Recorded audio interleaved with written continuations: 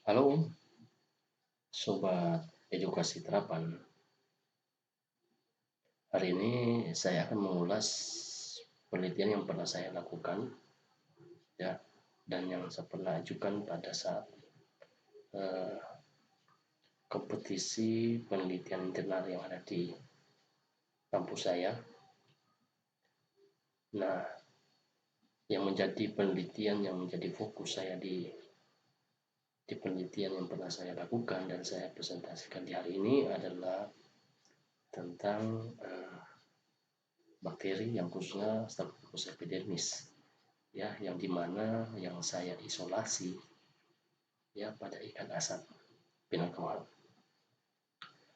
Nah, ikan asap pinangkuan ini merupakan salah satu ikan asap tradisional yang ada di Kabupaten Kepulauan Sangihe yang sudah pernah saya teliti dan sudah saya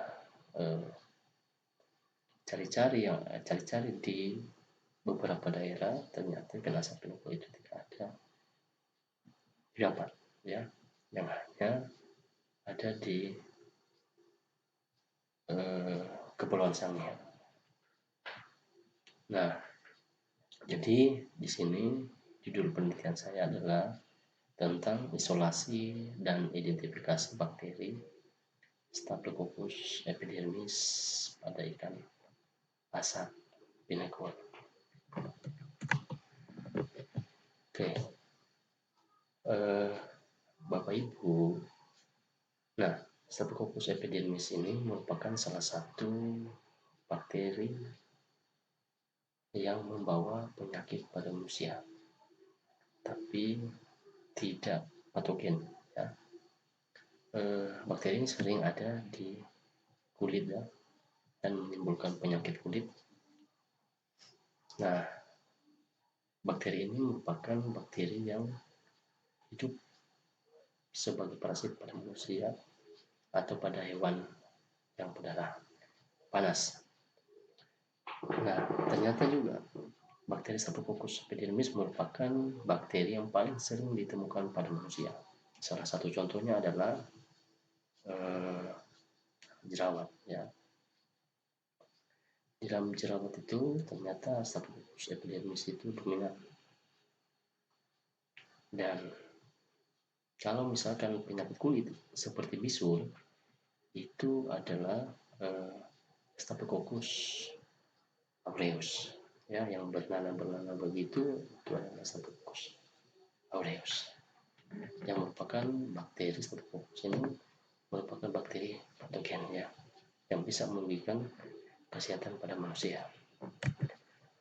Nah, adapun tujuan dari penelitian saya ini adalah, ya, mengidentifikasi bakteri Staphylococcus epidermis yang saya isolasi, yang saya ambil dari produk perikanan, ya, yaitu tadi ikan asap pinangkuan. Nah, penelitian ini saya lakukan dengan metode deskriptif, ya, dengan mengamati keberadaan Staphylococcus epidermis pada 40 isolat sampel yang tumbuh pada media mannitol salt agar. Jadi Bapak Ibu, stoknya sudah ada, ya, 40 isolat, tapi 40 isolat sampel ini yang saya ambil dari ikan asap pinangkuan. Nah, kemudian untuk analisa datanya saya mengamati apalagi yang ada di laboratorium, ya, saya paparkan secara deskriptif. Kemudian data penelitian seperti uji pewarnaan gram, uji motility, katalase, uji koagulase, dan fermentasi karbohidrat dikelompokkan dalam bentuk tabel dan dinarasikan. Kemudian saya bandingkan dengan identifikasi menurut ini identifikasi khusus untuk bakteri, ya. Di sini saya menggunakan kunci Berge Manual of the Biochemical Characteristic Test of Genus Staphylococcus sp, ya. Ini bukunya ini sangat bagus, ya, untuk bagaimana kita mengidentifikasi karakter, ya, dari satu bakteri yang kita akan amati. Nah, ini adalah skema bagaimana saya mengisolasi ya. Ini prosedur pengujian mikrobiologis. Saya mengisolasi bakteri Staphylococcus dulu ya. Saya fokus ke Staphylococcus, belum ke genusnya ya. Saya buat uji kuantitatif ya, kemudian dari situ saya uji biokimia ya. Nah, pada uji biokimia ini sudah saya sebutkan ya, uji biokimia ini merupakan salah satu uji yang menentukan karakter dari bakteri yang kita akan uji ya, karakter dari Staphylococcus epidermis. Baik, kita lanjut ya. Nah, pada hasil penelitian saya ini ternyata bakteri Staphylococcus epidermis yang ditumbuhkan pada media MSA ya, diinkubasi selama 24 jam dengan suhu 37 derajat Celcius, menunjukkan bahwa koloni Staphylococcus yang tumbuh pada media MSA berbentuk bulat cembung berwarna krim, dan dengan menggunakan media MSA ini membedakan Staphylococcus aureus dan Staphylococcus epidermis. Artinya, ketika Staphylococcus aureus memberikan reaksi pada media MSA, media selektif ini dorsal agar dia akan menunjukkan warna yang berbeda ketika beda dengan Staphylococcus epidermis.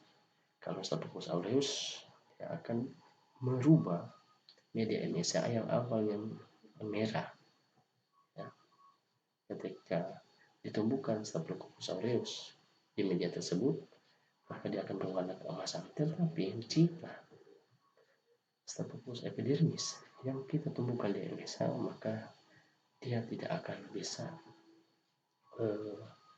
memfermentasi manitol ya, karena MSA itu punya manitolnya ya, sehingga dia tidak bisa merubah, tidak bisa memfermentasi media tersebut sehingga tidak ada reaksi warna yang lain ya, selain hanya merah tok saja.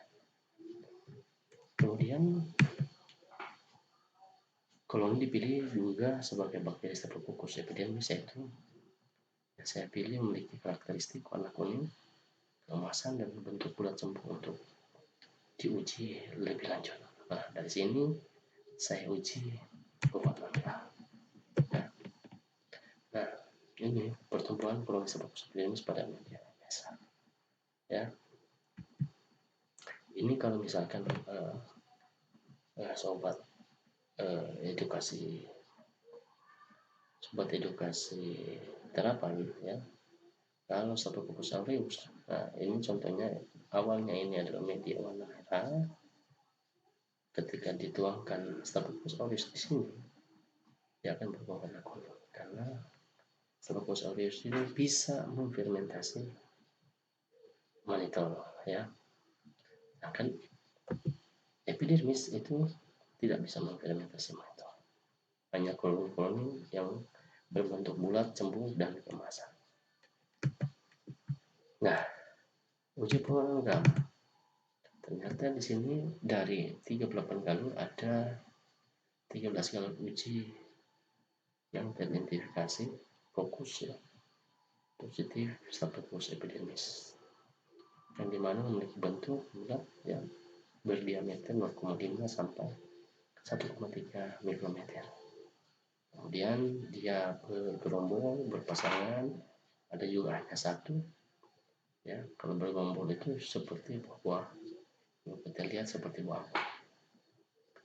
Nah, ini pernyataan dari saintis ya, bahwa kalau bakteri Staphylococcus epidermis dia bisa berdiameter 0,5 sampai 1,6 mikrometer.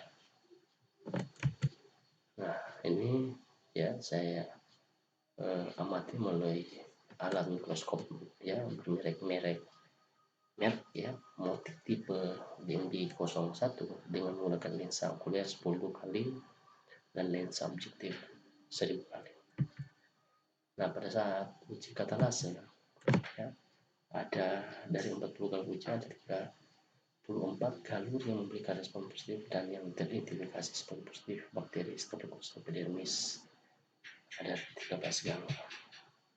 Kemudian pada uji katalase pendapat berbentuk kokus digunakan untuk membedakan Staphylococcus dan Streptococcus. Nah, kita lihat di gambar sini Bapak Ibu ya.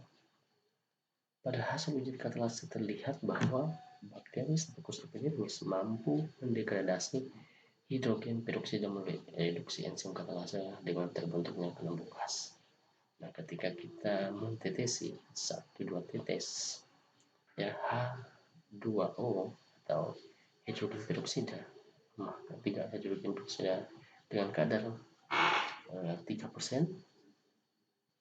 maka dia akan mengeluarkan gelembung-gelembung gas yang dimana menyatakan bahwa Staphylococcus epidermis itu mampu mendegradasi hidrogen peroksida. Ya. Kemudian pada uji motility ya, atau uji pergerakan ya.